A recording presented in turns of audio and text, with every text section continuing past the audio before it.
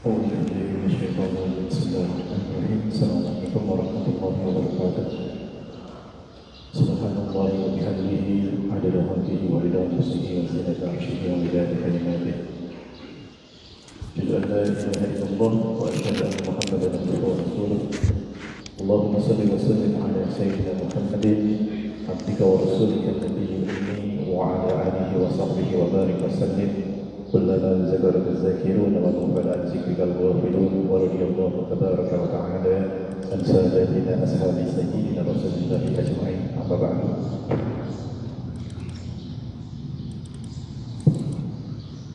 Alhamdulillah segala puji dan syukur kehadirat Allah Subhanahu wa taala atas nikmat iman dan Islam dan juga tidak lupa salawat dan salam kehadirat baginda Nabi besar Muhammad sallallahu beserta keluarganya dan juga sahabatnya senantiasa istiqomah sampai di sana. Insyaallah saat lagi masih lihat kita akan tausiah yang akan isi oleh guru kita yaitu Ustaz Dr. Faisal Hamdani. Sebelumnya izinkanlah kami menyampaikan beberapa buah pengumuman. Insyaallah masih lihat mulai di bulan Januari ini kita bertambah beberapa guru yang juga akan menjadi pengajar tetap di Masjid Al-Jihad.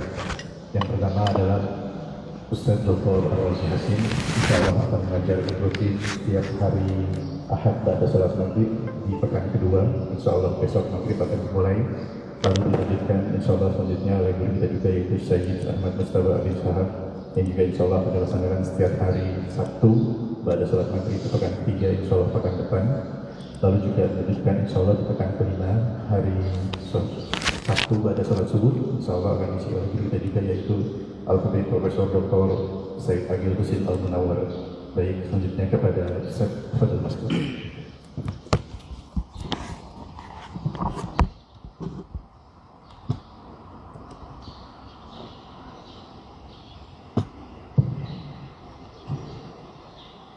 Bismillahirrahmanirrahim. Assalamualaikum warahmatullahi wabarakatuh.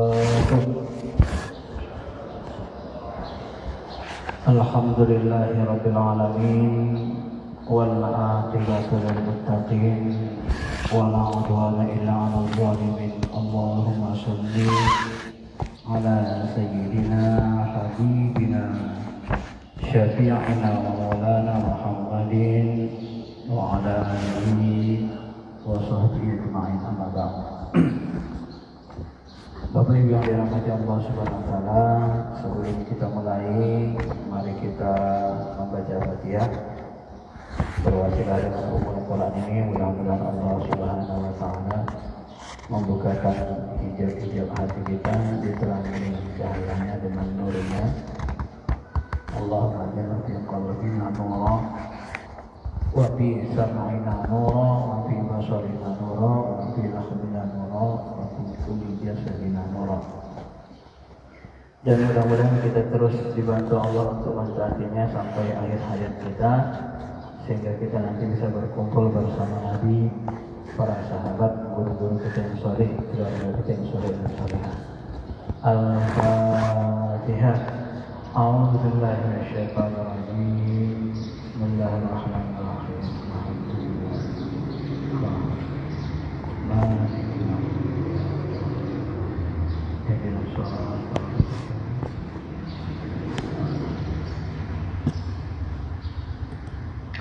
Bapak Ibu yang dirahmati Allah, kita lanjutkan kajian kita tentang kitab Sir Asrar. Kita ambil bab 5 ya, di bayan taubah wa talqin.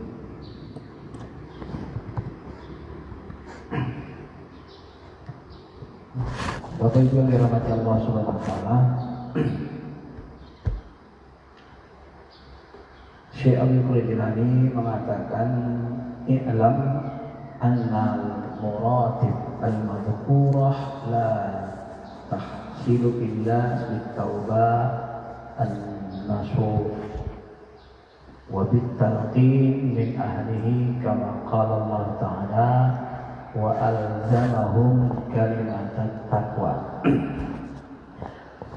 Beliau mengatakan bahwa ketahuilah martabat-martabat yang dijelaskan dalam bab keempat, ya, sebelumnya, ini tidak akan bisa dicapai. La tahsiru, tidak akan bisa dicapai kecuali kita melakukan taubat nasuha, taubat yang benar, ya.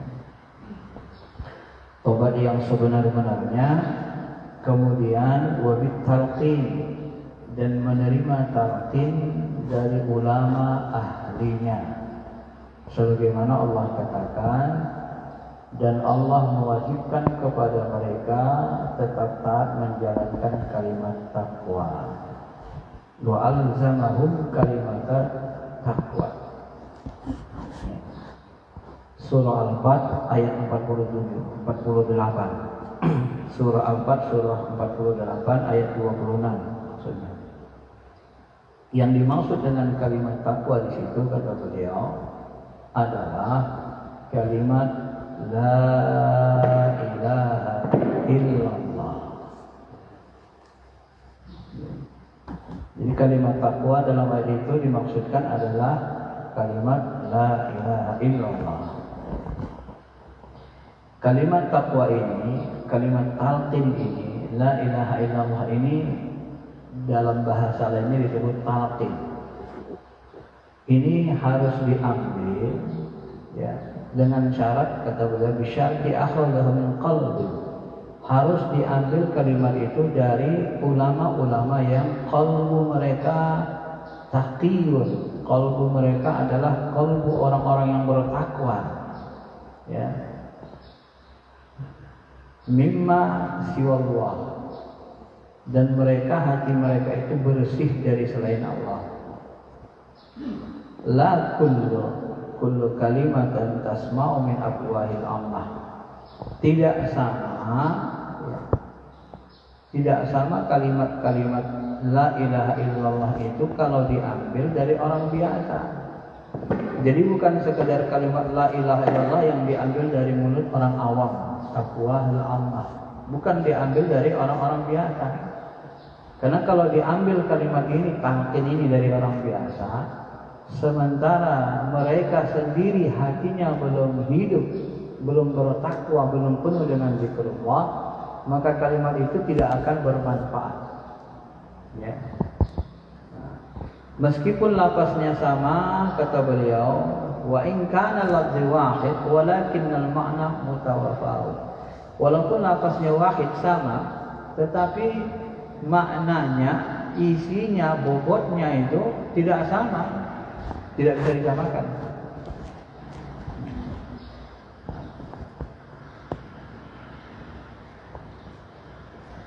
Kemudian beliau melanjutkan, inna ma yuhi idza akhadha bi dzari tauhid min qalbi hayyin. Bibit tauhid yang hidup tentu saja harus diambil dari qalbu yang hayyun, qalbu yang hidup juga, ya. Tidak bisa bibit tauhid itu diambil dari hati yang lalai, ya. Supaya apa? Supaya bibitnya itu menjadi badran kamilan, menjadi bibit yang sempurna, bibit yang berkualitas, ya. Sedangkan bibit yang tidak berkualitas tidak dapat tumbuh dengan baik, ya. La yang batu tidak bisa tumbuh dengan baik. Walidzalik badara kalimat tauhid fil Qur'an azim fi mawdi'ain. Oleh karena itu kata beliau, kalimat tauhid yang diturunkan dalam Quran memiliki dua makna. Pertama, kalimat tauhid la ilaha illallah. Kalimat tauhid.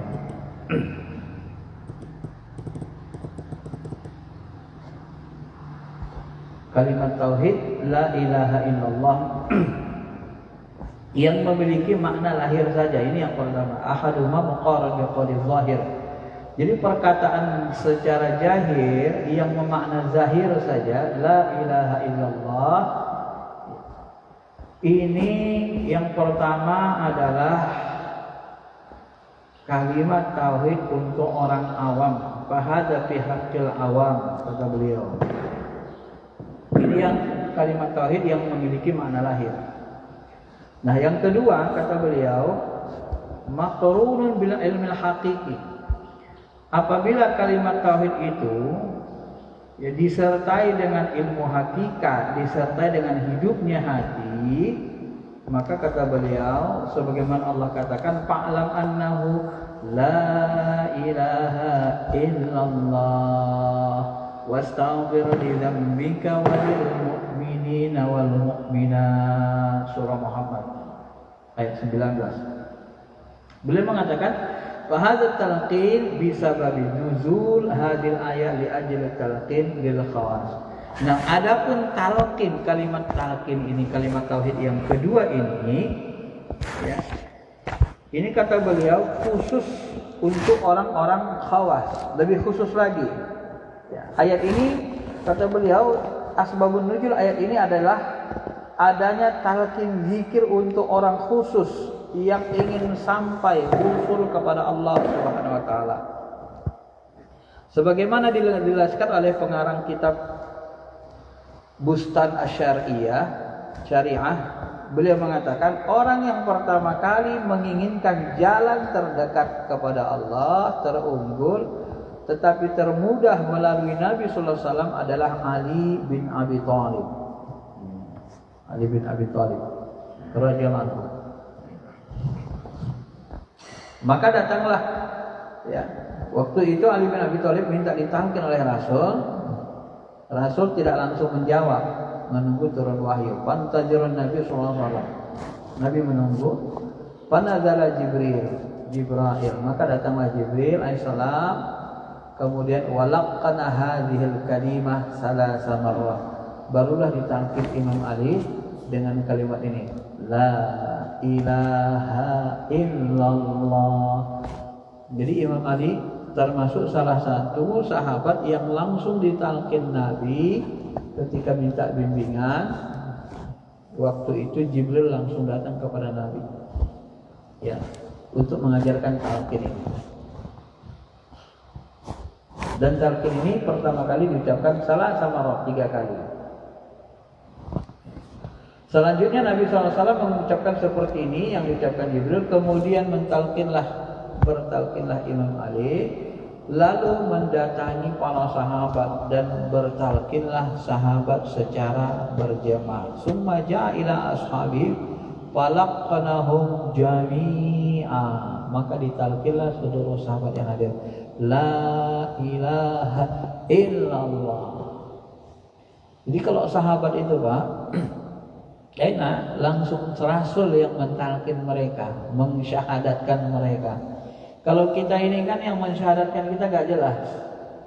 Begitu kita lahir, tahu-tahu udah baca syahadat. Dari mana dapat kita syahadat itu? Siapa yang mensyahadatkan kita? Nah, itulah salah satu penyebab lambatnya kalimat tauhid itu terhujam di hati. Lama. Lemahnya iman kita disebabkan makna kalimat la ilaha illallah itu tidak terhujam secara mendalam ke dalam lubuk hati kita. Kenapa? Ya karena kita mengambil talqin kalimat syahadat itu tidak dari ulama ar-rasikhuna fil ilmi, tidak dari ulama yang dalam, yang hidup hatinya. Ya.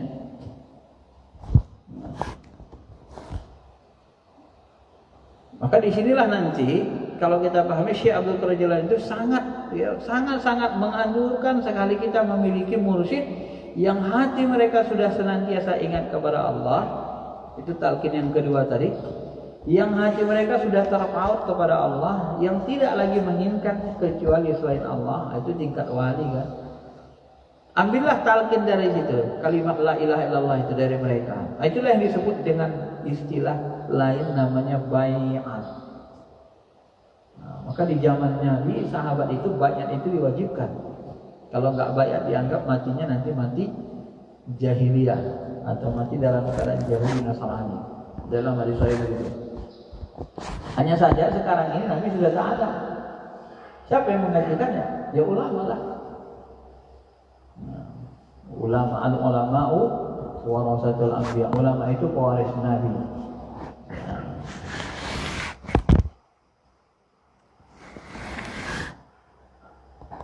Bapak Ibu yang dirahmati Allah Subhanahu wa taala. Kemudian dalam kitab ini ya, beliau mengatakan ya,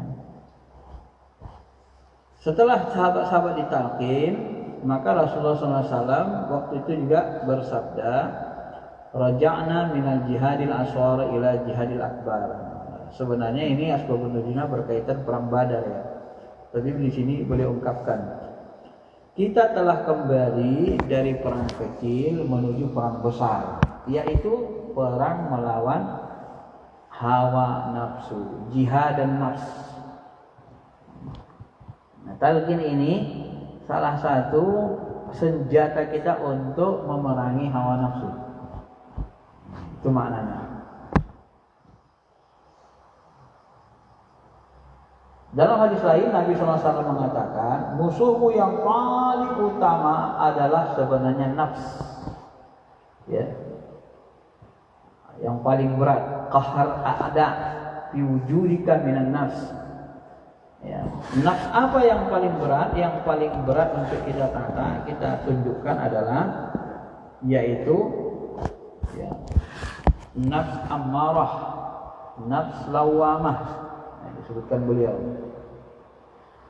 nafs ammarah, nafs lawamah, nafs malhamah. Di sini beliau menyebut istilah malhamah. Ammarah, ammaratun bisu. Ammarah, nafsu yang selalu menyuruh buat jahat.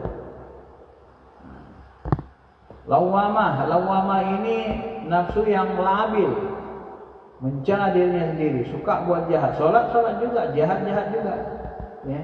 Habis buat jahat nyesal dia, lawamah.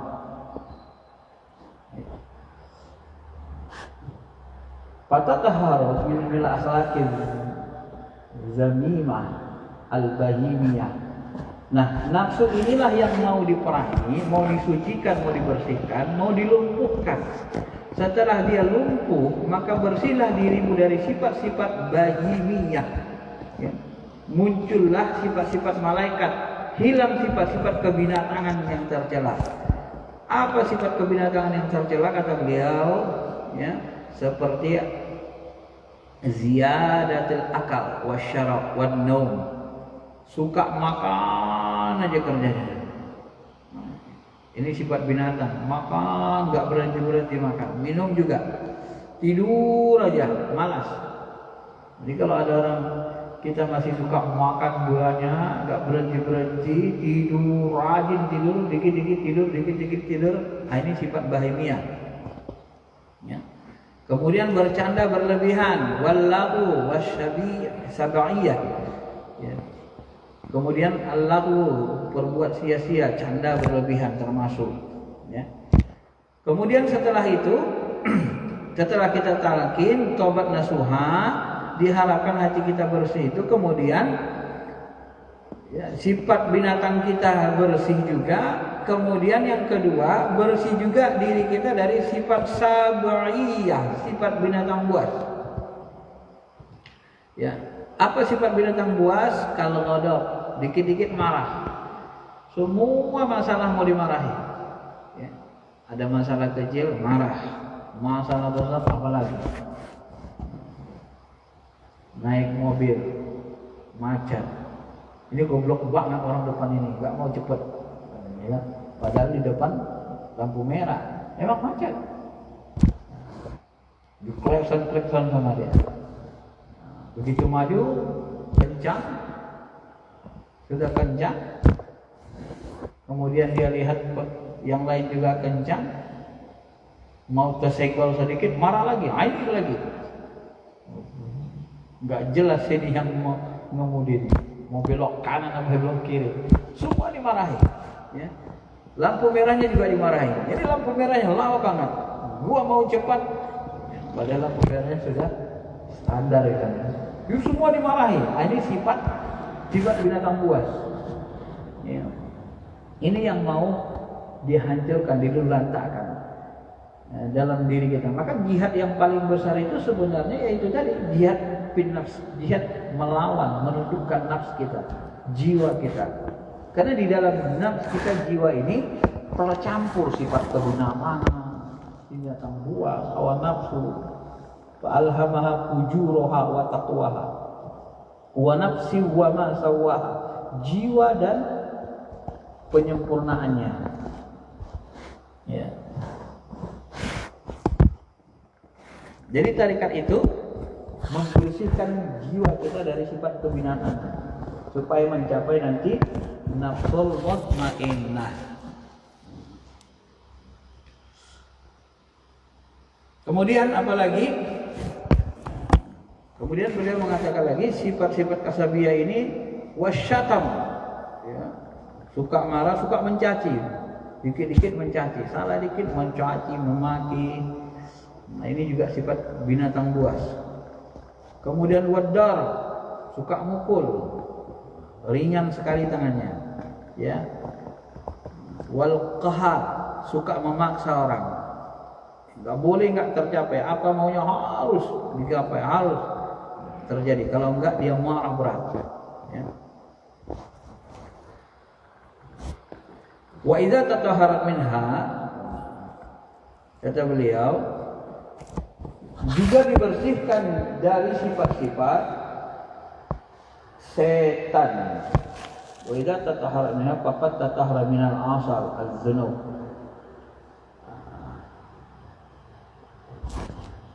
Lompat. Wasyaitoniyah. Kemudian dihilangkan sifat-sifat kesetanan, sifat setan. Apa sifat setan? Al-kibr. Sifat setan itu sombong. Ini sifat karakter iblis. Sombong. Ya, ana khairum minhu, khalaqtani min nar wa khalaqtahu min tin. Saya lebih baik dari dia, Allah. Ku ciptakan Adam dari tanah, aku dari api. Ini karakter iblis. Suka sombong. Yang merasa lebih dari orang lain, yang merasa dialah yang paling hebat. Kalau nggak ada dia, maka ya seluruh kegiatan akan terbengkalai, seluruh kegiatan tidak akan lancar. Ini sifat syaitoniah, Kibr. Wal ujub, ya, kagum dengan diri sendiri, merasa dirinya lebih hebat dari orang lain. Wal hasad, dengki, enggak boleh orang lain dapat nikmat, maka dia mau menghilangkan nikmat itu, supaya bagaimana nikmat itu hilang dari diri orang lain dan nikmat itu dia peroleh, atau paling tidak hilang dari orang lain. Ini hasad, dengki. Ini sifat-sifat setan, sifat iblis, ya. Kemudian wal haq, dendam, dendam kusumat, wa ghaira dzalik, dan lain-lain dari sifat-sifat qalbu. Nah, kata beliau, wa idza tatahharat minha faqad tatahharat minal asal az-dzunub. Apabila kita mampu bersih dari sifat-sifat kebinatangan ini, sifat-sifat syaitaniyah ini, maka inilah yang merupakan asal dari keburukan, kejahatan, asal dari dosa. Ini sumber dosa, ya. Suka marah, suka makan. Ya, kalau kan berapa banyak orang yang gara-gara enggak makan dia mencuri merampok. Berapa banyak orang yang gara-gara marah cerai. Ya, masalah sepele cerai, masalah sepele berkelahi, masalah sepele bunuh-bunuhan. Ini sifat kebinatangan. Berapa banyak orang karena sombong, karena dengki, hancur, hidup berantakan. Ini merupakan bahagian dari sumber dari kerusakan.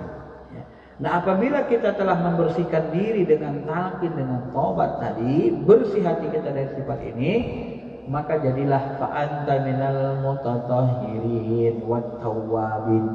Inilah yang dimaksud Allah dalam Al-Qur'an, innallaha yuhibbut tawwabin wa yuhibbul mutatahhirin. Sesungguhnya Allah mencintai orang-orang yang taubat dan orang-orang yang mensucikan dirinya, ya. Nah, beliau menjelaskan lagi, faman taba an mujarrad zahiraz dzunub la yadkhulu fi hadhihi. Barang siapa tobat dari dosa-dosa yang jahir saja, maka itu tidak termasuk dalam cakupan ayat ini. Ya. Kalau tobat dengan dosa lahiriah saja tidak termasuk yang disebutkan ini, meskipun dia bisa juga disebut taibun, orang yang bertobat, tetapi belum menjadi tawwab, belum menjadi orang yang sebenar-benar taubat. Karena dosa jahir saja yang ini yang terhapus. Ya. Kalau dosa hati, takabur, syirik, takabur, hasad, dengki, tidak bisa bersih dari hati kita, maka kita tidak bisa disebut dengan tawwabin. Kenapa? Karena kata tawwab dalam bahasa Arab pada ayat ini menggunakan sighah mubalaghah atau superlatif, sehingga yang dimaksud adalah tobatnya orang-orang yang khusus. Perumpamaan orang yang tobat dari dosa lahiriah saja adalah seperti orang yang memotong rumput hanya di batangnya saja. Jadi kalau tobat kita dengan tobat lahiriah, dosa lahiriah, itu sama dengan kita motong rumput tapi batangnya, tidak sampai ke akar-akarnya. Itulah hanya motong batangnya aja, ya pasti tumbuh lagi. Maka ilmu tasawuf ini memotong sumber kejahatan itu sampai ke akar-akarnya.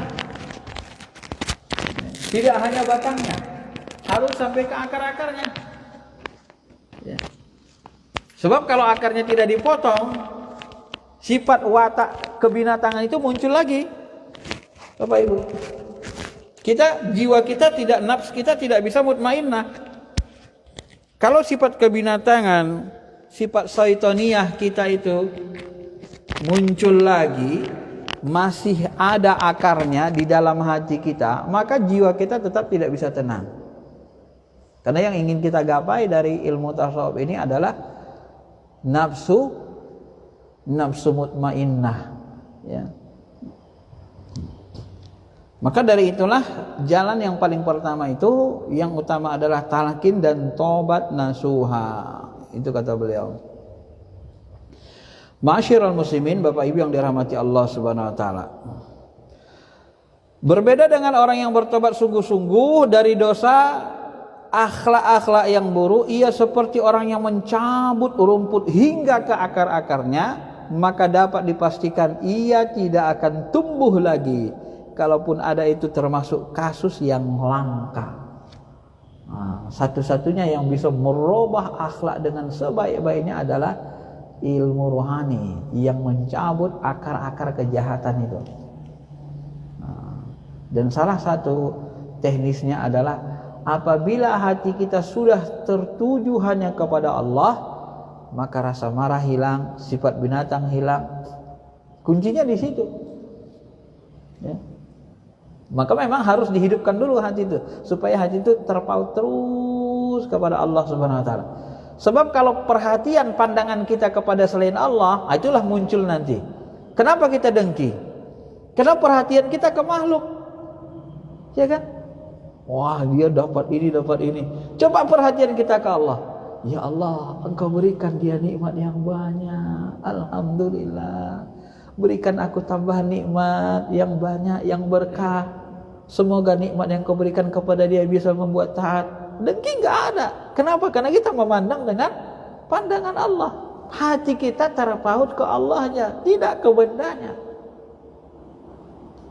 Ya. Maka talqin itu menghidupkan hati supaya terpaut terus ke Allah, supaya enggak terlihat kita lagi makhluk selain daripada Allah itu. Maka talqin itu diambil orang yang hatinya sudah seperti itu. Kenapa kita wujub takabur? Sifat setan. Ya karena kita memandang diri kita. Oh, aku hebat, memandang kita diri kita lebih. Coba kita pandang Allah. Ya Allah, aku ini enggak ada apa-apanya. Aku terbuat dari setetes air yang hina. Bagaimana aku menyombongkan diri? Wong aku juga dari tetesan air kok. Diciptakan enggak punya tenaga, la haula wala quwata illa billah. Maka ketika Umar dipuji oleh seseorang, apa dia katakan? Allahumma ja'alni khairan mimma yadhunnun wa la tu'azzibni mimma la ya'lamun. Ya Allah, jadikanlah aku lebih baik daripada prasangka dia, dan jangan kau azab aku terhadap dosa-dosaku yang dia tidak tahu.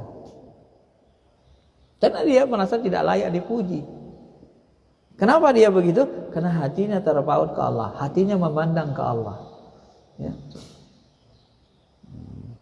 Kenapa kita marah? Ya karena kita tidak memandang ke Allah. Kita memandang yang jahil. Orang menyakiti kita, kita langsung marah, berontak. Padahal kalau kita pandang Allah, ya Allah ini ujianmu terhadap diriku. Ya Allah kuatkan hatiku, sabarkan aku ya Allah. Tapi karena kita tidak pandang Allah, kita pandang orang marah itu benci tadi, kita merasa hebat, kita marah. Jadi munculnya marah itu, sifat kebinatangan itu ketika hati kita tidak bersih dari selain Allah. Itu kuncinya sebenarnya. Maka kalau kita memandang dengan pandangan Allah, semuanya ya, kulluhum khair, semuanya jadi baik. Musibah baik, bencana baik, kenikmatan baik. Gak ada yang gak baik bagi orang beriman. Kenapa? Karena hatinya terpaut kepada Allah, hatinya memandang Allah, hatinya memandang dengan pandangan Allah. Ya, aja sebenarnya kunci. Bagaimana sudah sampai ke sana? Ya talqin tadi, menghidupkan hati tadi. Maka kunci dari kejahatan itu sebenarnya adalah berpaling dari zikrullah. Wa may ya'shu 'an zikrurrahman nuqayyid lahu syaitan fa huwa lahu qarin. Sama dengan ayat itu, sama dengan penjelasan beliau ini. Siapa yang lupa dari berzikir mengingat Allah, maka kami ikatkan bagi dirinya setan, setan itulah menjadi qarinnya. Bapak Ibu yang dirahmati Allah Subhanahu wa taala.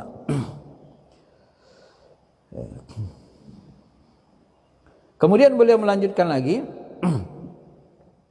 adapun posisi talqin di sini sebagaimana orang memotong rumput adalah alat untuk memotong segala sesuatu selain Allah Subhanahu wa taala dari kalbu orang yang ditalqin. Nah, itu kan jelas kan beliau sebut itu.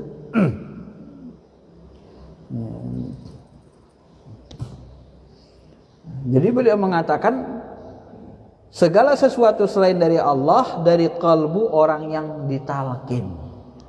Jadi talqin itu hanya menghidupkan hati supaya hati kita itu terus menerus tertuju kepada Allah, tidak kepada makhluk. Seperti kita mengetahui orang yang tidak mau memotong pohon pahit, tidak mau bersusah payah menyempuh jalan sulit, dia tidak akan merasakan pohon manis. Ya, peribahasa kita berakit-rakit dahulu, berenang-renang kemudian, gitu kan? Bersakit-sakit dahulu, bersenang-senang kemudian. Artinya apa? Kalau kita sudah mujahadah melawan hawa nafsu, mengendalikannya, hati terpaut kepada Allah, maka nanti semua yang kita hadapi menjadi nikmat. Hatta musibah yang ditimpakan Allah kepada kita pun kita anggap sebuah kenikmatan. Itu luar biasa, Pak. Ya. Kalau sudah sampai kita ke makom itu, musibah kita hadapi, itu kita anggap kenikmatan. Seperti Nabi Ayub. Ya. Sampai seluruh tubuhnya itu sakit. Ada yang mengatakan sampai berulat, walaupun kisah Israiliyat terlepas dari itu saya atau tidak, sampai berulat kan. Ya. Padahal beliau kalau mau berdoa gampang saja. Ya Allah sembuhkanlah ya Allah. Sembuh. Tapi beliau tidak merasa, dinikmati saya, dijalaninya saja. Kenapa kamu tidak mohon disembuhkan? Malu aku. Aku sakitnya baru setahun, senangnya 9 tahun. Belum setimpal kenikmatan yang Allah berikan kepadaku dengan sakit ini yang kuderita. Sampai anak istrinya menjauh dari beliau karena sakit yang diderita. Hanya satu orang yang setia. Sampai kepada puncaknya, menyentuh hatinya, maka dia katakan, inni massanya durhu wa anta arhamar rahimin.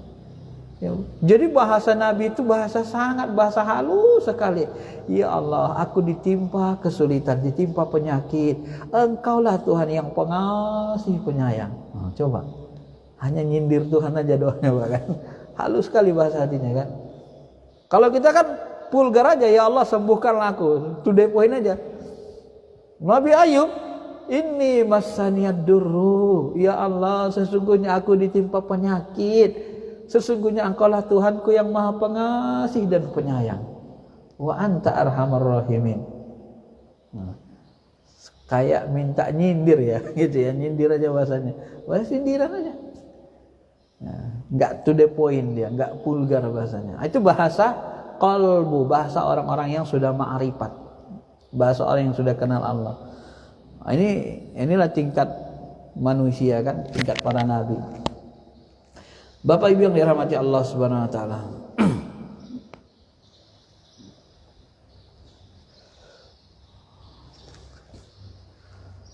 Kemudian beliau mengatakan lagi, melanjutkan,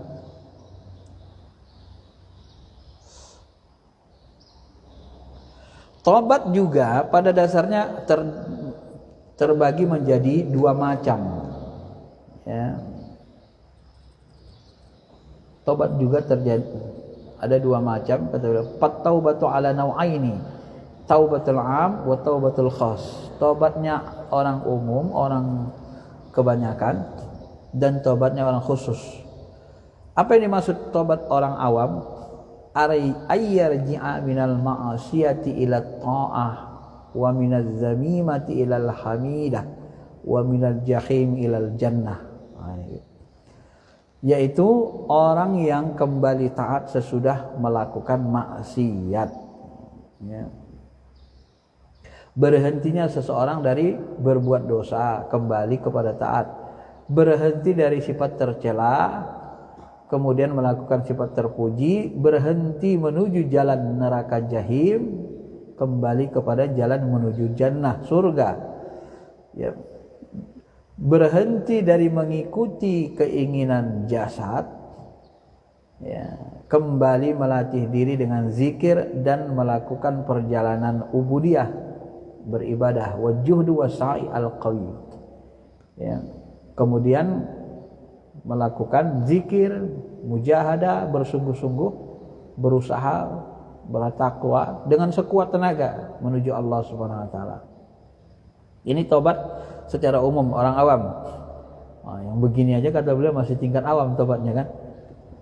Bagaimana tobat dengan orang khusus? Adapun tobat orang khusus adalah ayyarji'a ba'da husuli hadhihi taubat, yaitu tobatnya seorang hamba setelah mampu menjalani tobat am.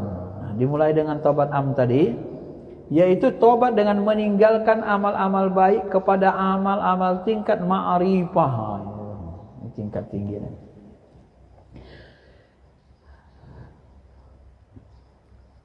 Ayyarji' ba'da husuli hadhihi taubah minal hasanat ilal ma'arif wa minal ma'arif ilal darajah wa minad darajah ilal qurbah wa minal qurbah wal lazzatin nafsi ilal lazzatir ruhaniyah wa huwa tarku ma siwallahi ta'ala wal unsu wal nadhri ila bi'ainil yaqin. Nah, ini kata beliau. Jadi kata beliau tobat orang khusus itu adalah ya, meninggalkan amal-amal baik kepada amal-amal ma'rifah, meninggalkan amalan derajat kepada amalan qurbah. Amalan derajat itu maksudnya gini, Mak. Yang sebelumnya dah kita jelasin sebenarnya. Amalan derajat itu mau ke masjid. Kok kamu ke masjid? Ya banyak pahalanya, 27 derajat. Nah, hati kita enggak gitu lagi. Kok kamu ke masjid? Aku mencintai Allah. Aku menikmati apa yang diperintahkan Allah. Ya Allah mencintai orang ke masjid. Jadi tidak lagi pahala perhatiannya. Ya. Kalau derajat masih pahala itu derajat. Tapi kalau qurbah itu kedekatan kepada Allah, itu niatnya sudah kecintaan. Udah berisi kecintaan. Ya. Ini tobatnya orang khawas. Jadi orang khawas itu beramal soleh, enggak minta imbalan surga, enggak minta imbalan pahala lagi. Dia qurbah larinya. Ada kecintaan, kedekatan, kenikmatan dekat dengan Allah Subhanahu wa taala, ya. Nah, itulah amalan qurbah, amalan ma'rifah. Dari kenikmatan jasmani kepada kenikmatan rohani. Nah, segala ibadahnya yang kita lakukan itu terasa nikmatnya secara rohani. Kalau orang mencari qurbah, cari pahala, cari derajat, wah dipaksa itu, Pak, Bu. Ke masjid 20 derajat. Tapi sholatnya enggak nikmat, enggak khusyuk. Coba perhatikan. Karena nggak belajar tasawuf, nggak belajar hatinya belum hidup dengan zikir Allah. Itu dipaksa betul itu. Karena ingin dapat pahala besar. Tapi ketika sholat di masjid nggak khusyuk, nggak nikmat sholatnya. Nah, di dalam ilmu tasawuf itu dihindari. Ya, karena levelnya lebih tinggi. Tobat orang khusus itu niatnya hanya karena ingin mencapai ridha Allah, hanya ingin menunjukkan atau ingin mendapatkan cinta Allah Subhanahu wa taala. Maka sholatnya nikmat, ibadahnya nikmat. Yang didapat adalah qurbah, kedekatan dengan Allah Subhanahu wa taala. Itulah bedanya kalau belajar mendalami ilmu tasawuf. Ya. Dia tidak hanya melihat nikmat jasmani, tetapi kepada ruhaninya itu terasa nikmat. Memang nggak bisa dipungkiri Pak, kalau hati kita sudah hidup Pak Bu, kita menyebut Allah itu nikmat.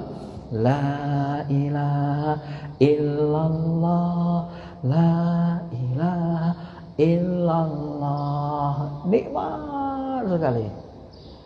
Nggak bisa kita bohongi hati kita, nikmat betul ya. Tapi memang harus rajin berzikir, rajin ngamalkan zikir talqin itu. La ilaha illallah, la ilaha illallah ya. Kalau di Naksabandi 70.000 kali 7, 70.000 kali 7 berapa tuh? Wah. Makom, ada 7 makom itu. Minimal 3 makom, 70.000 nebus diri kita dosa, 70.000 untuk orang tua, 70.000 untuk guru. Baru tambah 4 lagi untuk orang beriman ya. Untuk para sahabat Nabi SAW sampai kepada nanti untuk keluarga kita dan untuk orang yang membenci kita. Itu pun ditalkinkan, dibacakan la ilaha illallah, dihadiahkan Fatihahnya kepada orang yang membenci. Supaya apa? Supaya mereka dapat hidayah. Ya. Kalimat talqin.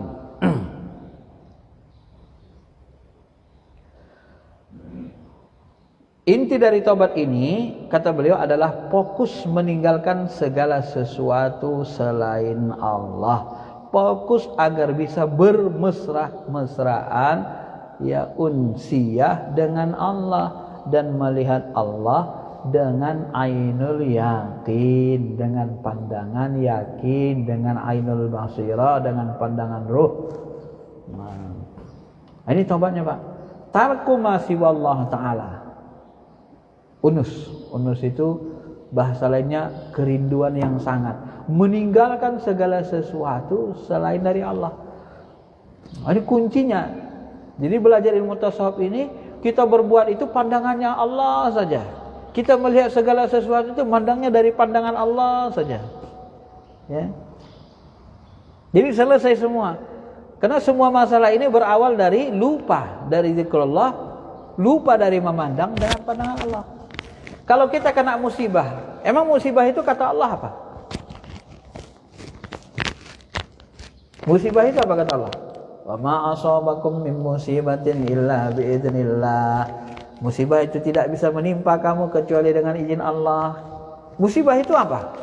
Kata Allah dan Rasulnya, untuk meningkatkan derajat, mensucikan kita dari dosa. Kalau kita masih berdosa, kalau dosa kita sudah hapus, sudah taubat, naik derajat kita. Lalu musibah itu baik apa buruk? Baik kan? Enggak ada yang buruk hidup ini Pak. Karena Nabi itu yang dipesankan Nabi itu. Sebenarnya bagi orang beriman, kulluhum khair, seluruhnya baik. Enggak ada yang buruk bagi orang beriman. Tapi bagi orang beriman, bukan bagi orang Islam. Ya. Bagi orang beriman, seluruhnya baik. Kenapa? Ya dapat musibah dia sabar, dapat nikmat dia syukur, ya baik. Maka separuh syukur itu separuh iman, sabar itu separuh iman. Kalau kita bisa menghadapi hidup dengan syukur dan sabar, sempurna iman. Nah, orang yang beriman itu hidupnya menakjubkan karena tidak ada lagi yang buruk bagi mereka. Maka ketika kita melihat kebaikan, diberikan kebaikan, apa tasbihnya, zikirnya? Alhamdulillahirabbil alamin. Alhamdulillahi tatimmas shalihat. Segala puji bagi Allah yang menyempurnakan kebaikan, menyempurnakan nikmat bagiku. Nah, ketika kita diberikan keburukan, apa yang kita ucapkan?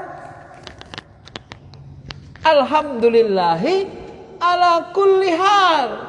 Tidak ada celaan di situ. Segala puji bagi Allah ala kulli hal, setiap keadaan. Jadi tidak ada tasbih yang mencela. Dapat musibah, melihat keburukan, alhamdulillahi ala kulli hal. Segala puji bagi Allah atas setiap hal, keadaan. Ini kalau kita memandang pakai ainul yakin, memandang segala sesuatu dengan pandangan Allah, dari pandangan Allah. Maka dalam pandangan Allah, isi langit bumi ini tidak ada yang wa ma khalaqta hadza batil. Tidak ada yang batil, tidak ada yang tidak punya manfaat. Bagi orang beriman, isi langit dan bumi seluruh kejadian semuanya adalah tarbiyah, pelajaran untuk memberikan manfaat, menambah yakin kepada. Ya, nggak ada Pak yang kosong dari manfaat, nggak ada yang batil, nggak ada yang sia-sia. Kalau kita memandang pakai ainul yakin, dengan mata hati, dengan pandangan Allah Subhanahu wa taala. Semua guru-guru tasawuf kita, mursyid-mursyid kita mengatakan begitu, mengajarkan begitu kepada kita.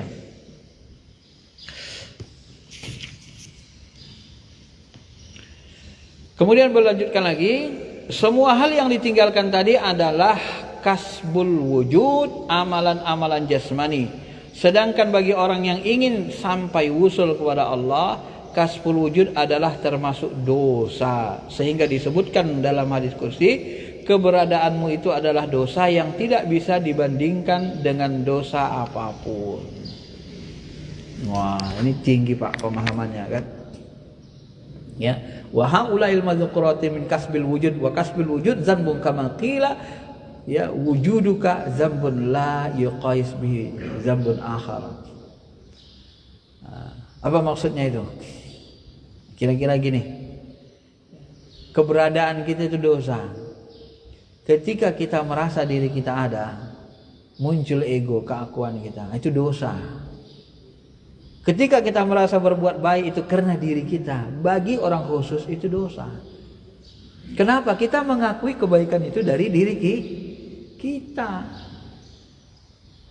Kenapa kita bisa berbuat baik? Ya karena Allah, kalau Allah mudahkan. Lapangkan hati kita ke masjid, lapangkan hati kita i'tikaf. Ya. Maka Bapak Ibu hadir kemari, itu bukan karena Bapak Ibu, ya karena Allah. Kalau kita merasa karena diri kita, hilang. Itu bagi orang abror, orang tasawuf, itu masih dosa. Kasbul wujud, merasa kita punya kasab, usaha, masih dosa. Haluskan gajinya, tinggi Pak. Ya. Kamu kok bisa berhasil? Oh iyalah, aku kerja keras, dosa itu. Gak bisa begitu dalam tasawuf. Kamu kok berhasil? Alhamdulillah, hadza min fadlillah. Aku dibantu Allah. Ini dari Allah semua. Aku cuma usaha saja, kerja saja sebisanya. Yang beri ini semua Allah. Aku gak ada apa-apanya.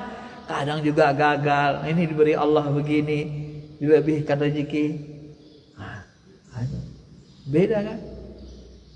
Jadi nggak ada keakuan itu. Jadi keberadaan diri kita, keakuan kita, munculnya ego diri kita itu, keberadaanmu itu dosa. Ya. Maka hasanatul abrar sayyiatul muqarrabin. Nah, itu dibuat kaidah oleh sebagian ulama begitu kan. Wasayyiatul muqarrabin hasanatul abrar. Apa kata beliau?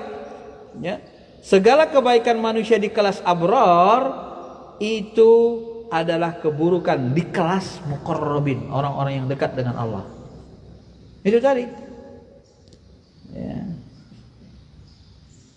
Walaupun kita sudah berbuat baik, tapi kalau masih ada akunya, itu sudah masih dosa dalam pandangan orang yang dekat dengan Allah Subhanahu wa taala.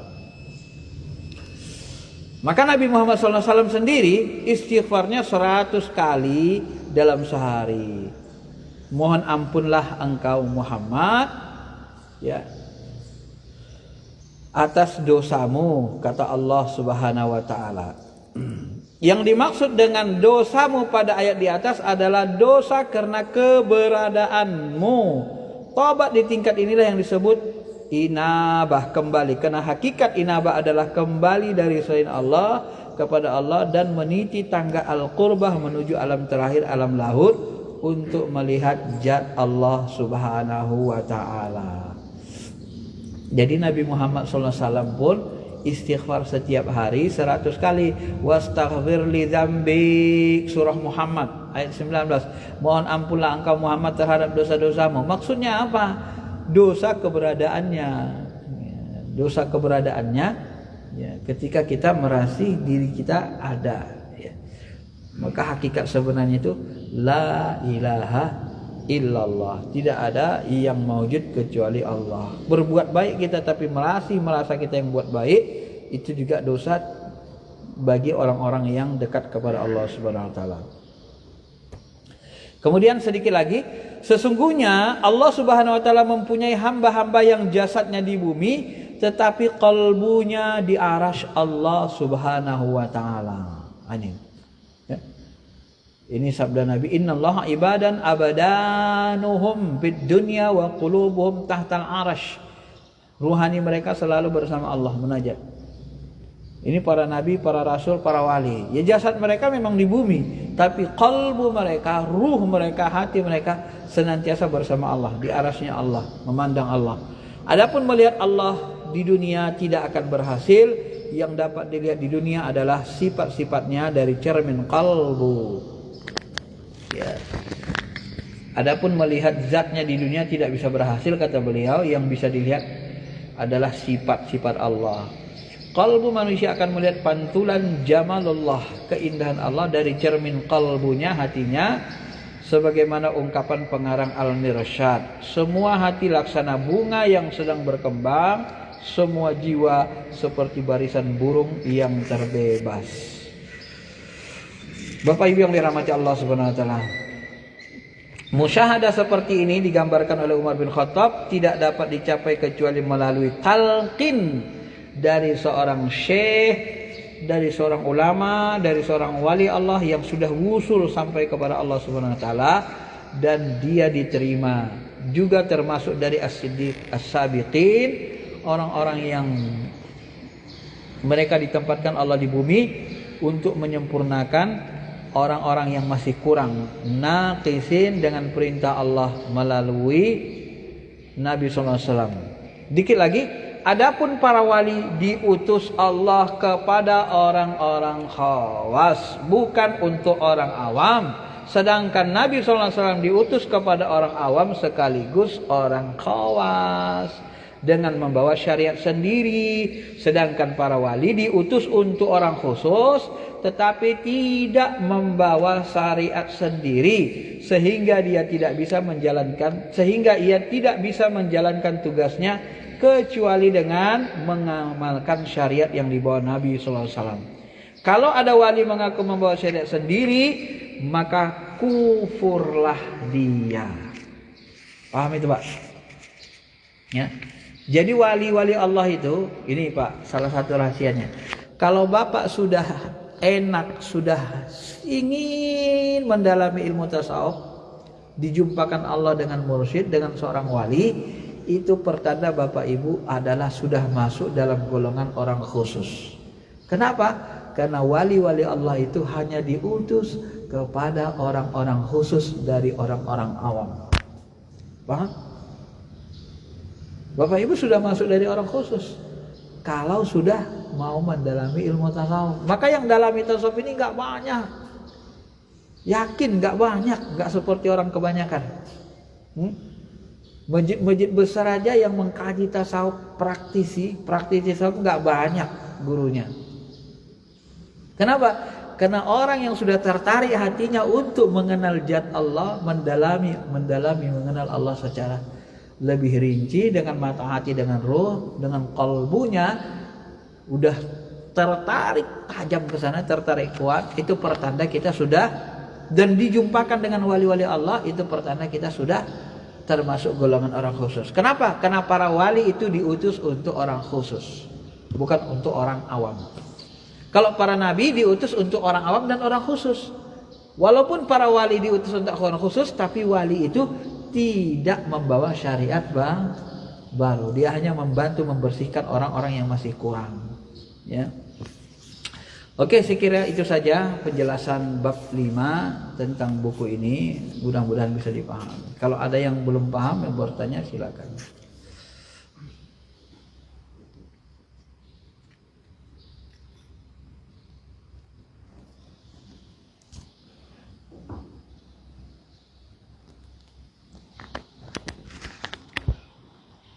Ada yang mau tanya, Bapak Ibu?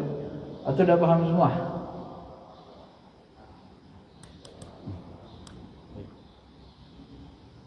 Nanti saya bolak-balik.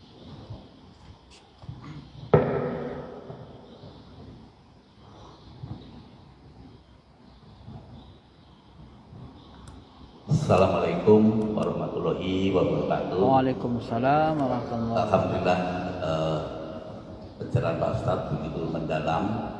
Mohon maaf yang saya tangkap begini, bahwasanya untuk menjaga kultur ini di dalam bertakwa itu tadi perlu dengan seorang muslim untuk ditalkin maupun ditalihat.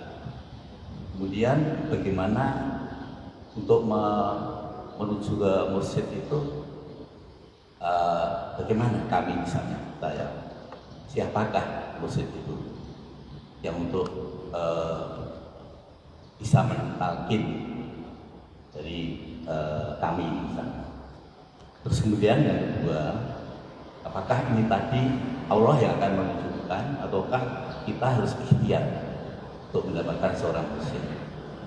Kemudian yang kedua, bagaimanapun dalam perjalanan hidup ini kadang iman itu naik turun. Pada saat ini apakah perlu mendatangi mursyid lagi pada saat kita mungkin kondisinya agak kurang baik sehingga perlu dalam lagi atau dirawat oleh seorang muslim. Ya. Yang ketiga, kalau kita hubungkan dengan surat Al-Kabut 45, di situ diantaranya orang yang beriman itu adalah yang membaca Al-Quran, termasuk memahaminya, kemudian sholat, pelaksanaan mendirikan sholat untuk mencegah kemungkaran, dan yang ketiga dzikrullah, mengingat Allah itu sebagai ibadah yang lebih utama dari ibadah yang lain. Mohon saran Pak Ustaz. Terima kasih. Assalamualaikum warahmatullahi wabarakatuh. Waalaikumsalam warahmatullahi wabarakatuh. Iya. Tadi kita sebutkan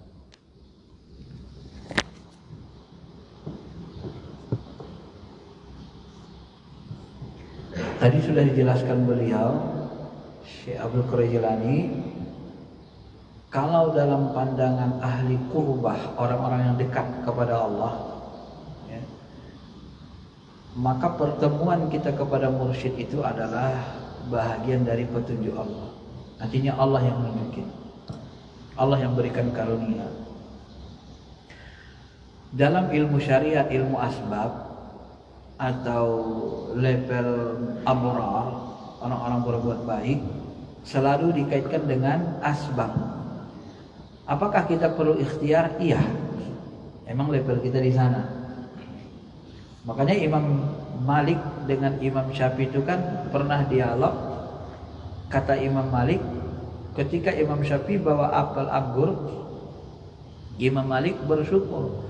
Alhamdulillah, saya dikirimkan Allah anggur hari ini. Tadi saya pagi-pagi sudah berharap bisa makan anggur. Ternyata Allah hantar anggur ke diri saya.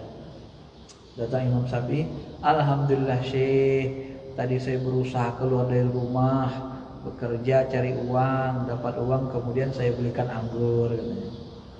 Jadi makom saja nih Pak.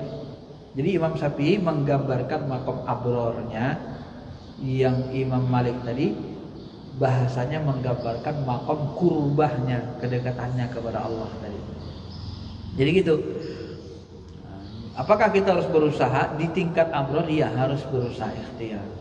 Tapi di tingkat hati, qurbah, di tingkat orang-orang soleh yang lebih tinggi, Ketika kita menemukan itu, kita tidak merasa bahwa itu kena usaha kita. Sebab Allah memberi itu tidak perlu tanpa sebab, tak butuh sebab Allah. Sebenarnya gitu Pak. Kalau Bapak Ibu nggak percaya Allah nggak butuh sebab, lihat orang yang meninggal. Ada nggak orang sehat meninggal? Ada nggak? Nggak ada sebabnya. Jadi orang Allah Subhanahu Wa Taala menghidup mematikan itu sebenarnya nggak butuh sebab. Yang butuh sebab itu adalah akal kita. Kenapa meninggal ya? Akal kita mencari sebabnya. Hukum asbab. Kalau Allah bertindak nggak butuh sebab, sebenarnya nggak butuh dia Pak. Ya, itu Allah Subhanahu karena Dia maha kuasa, maha menentukan. Ya, itu pemahaman level qurbahnya. Jadi kalau memang kita membersihkan diri, ya carilah mursyid. Saya sudah mengajar udah berapa tahun di sini kan? Saya lupa. Saya sudah talqin, yang sudah saya talqin amalkan zikir la ilaha illallah. Talqin yang saya berikan itu talqin dari tarekat Qadiriyah Hanafiyah. La ilaha illallah. Bapak Ibu tinggal ngamalkan aja sebenarnya yang sudah ditalqin. Banyakin saja la ilaha illallah. La ilaha illallah. La ilaha illallah. Ya, saya dengar Ustaz Ar-Raji juga sudah masuk kemari, sudah rutin. Nah, minta aja talqin dari beliau. Beliau pun setahu saya sudah mursyid atau sudah paling enggak sudah khalifah. Ya, sudah ilmunya sudah bagus. Jarang-jarang ada ustaz besar yang ilmu tasawufnya seperti beliau.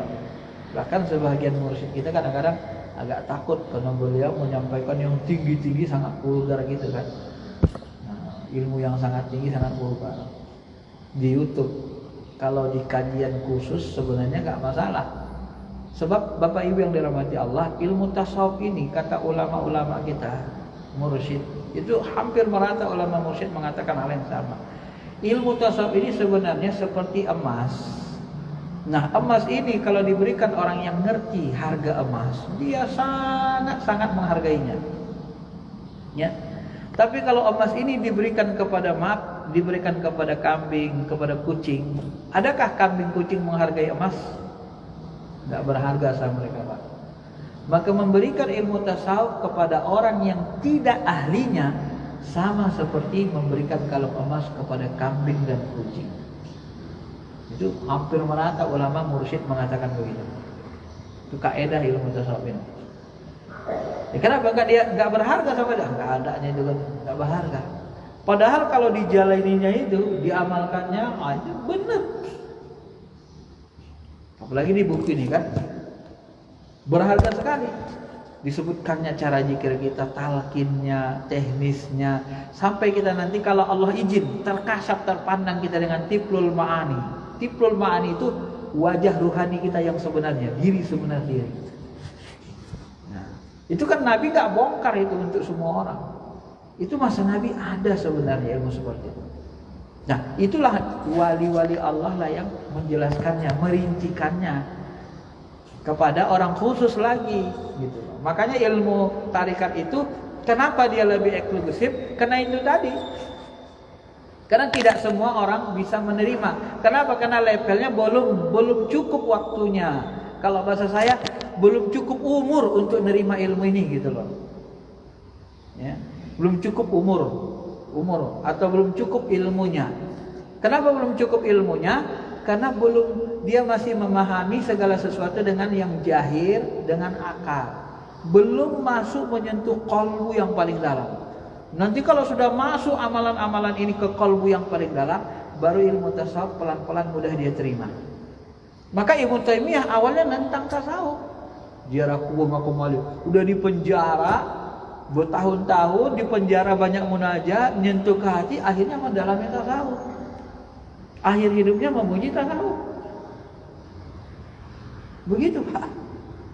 Nah, walaupun ulama besar begitu juga. Nah, ulama besar saja seperti itu, bagaimana dengan orang awam? Maka kalau ada orang menentang tasawuf, ya kita maklumi saja. Karena belum cukup umur dia sebenarnya. Ya. Kenapa? Karena terlalu banyak menggunakan itu tadi ilmu asbab tadi, akal masih banyak. Kalau kita menggunakan ilmu rohani, ilmu hati, ini gampang sekali nerimanya. Ya. La ilaha illallah, la ilaha illallah, la ilaha illallah, la ilaha illallah. Getar gak? Getar gak saya baca gitu? Saya di sini dong gemetar ini, udah merinding di dalam. Ya. Nah, kalau Bapak getar, aduh mudah Bapak nerima ilmu tasawuf, karena sudah hidup hatinya, rohaninya. Kalau belum getar, masih separuh-paruh, 50-50.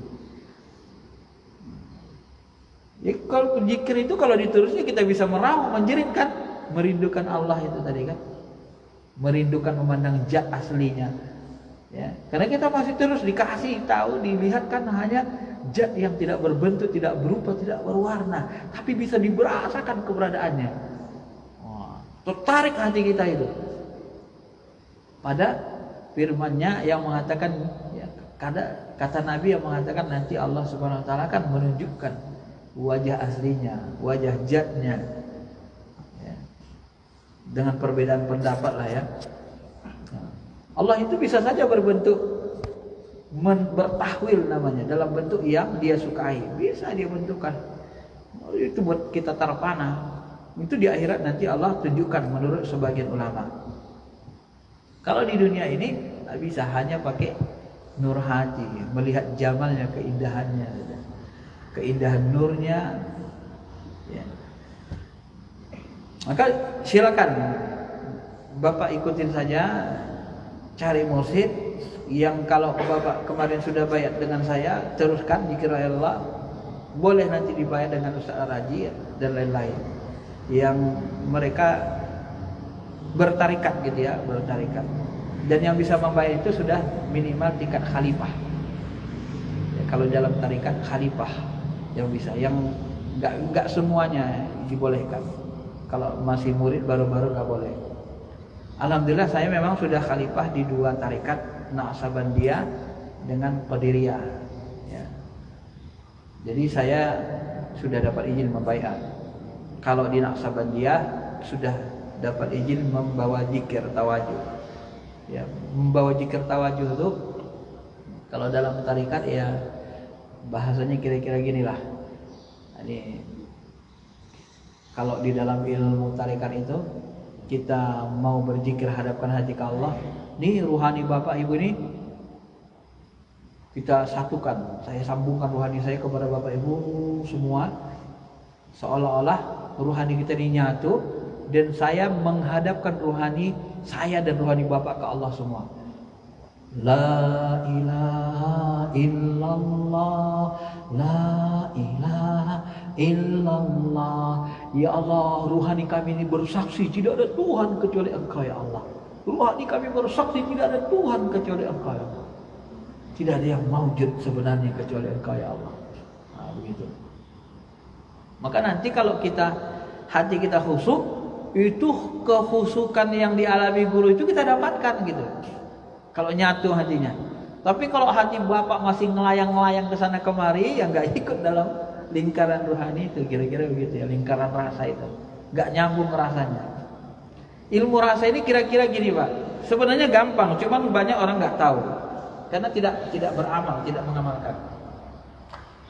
Ketika kita melihat misalnya orang-orang Palestina, kita lihat dibunuh, dibantai, nangis nggak kita? Nangis nggak? Kita hayati, dilihat dibunuh, dibantai, ada yang dipotong, ada yang dibom, nangis nggak? Ada anak-anak menjerit, nangis nggak? Saya mau tanya, Bapak kenapa nangis? Apa hubungannya? Oh, Bapak di Indonesia kok bisa nangis, kenapa? Bapak dan Ibu tidak sadar, waktu Bapak memperhatikan itu, Bapak menyambungkan rasa ke mereka. Sehingga apa yang mereka rasakan kontak ke rohani kita, terasa. Sedihnya, tersiksanya. Begitu mereka, ya, rasa mereka itu kontak ke kita. Akhirnya kita merasakan apa yang dirasakan mereka, bercucuranlah air mata kita menangis.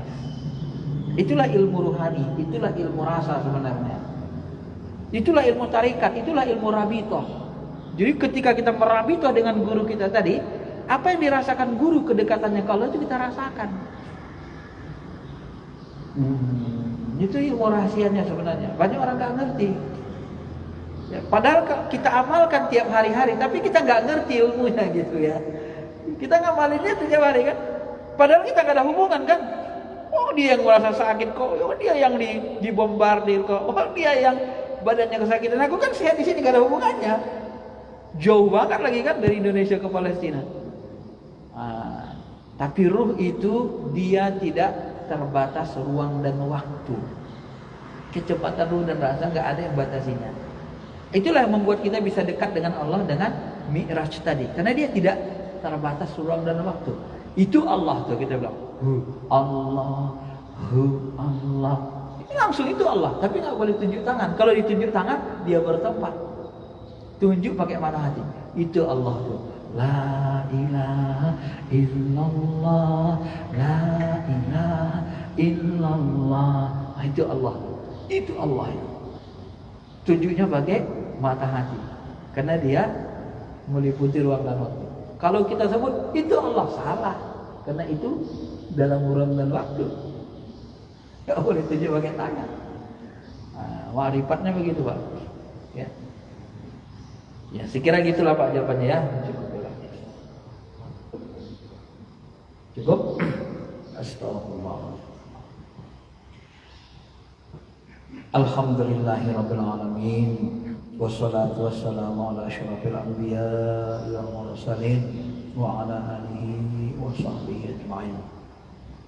Rabbana ighfir lana dhunubana wa liwalidina warhamhum kama rabbawna shighara wa li asatidina wa li masyayikhina wa li ahli baitina wa li azwajina wa li auladina wa li abnaina wa li jaddatina wa li ajdadina ya rahman wa li jami'il muslimin wal muslimat ya raqib al-ahya'i minhum wal amwat innaka sami'un qarib mujibud da'wat ya qadi al-hajat.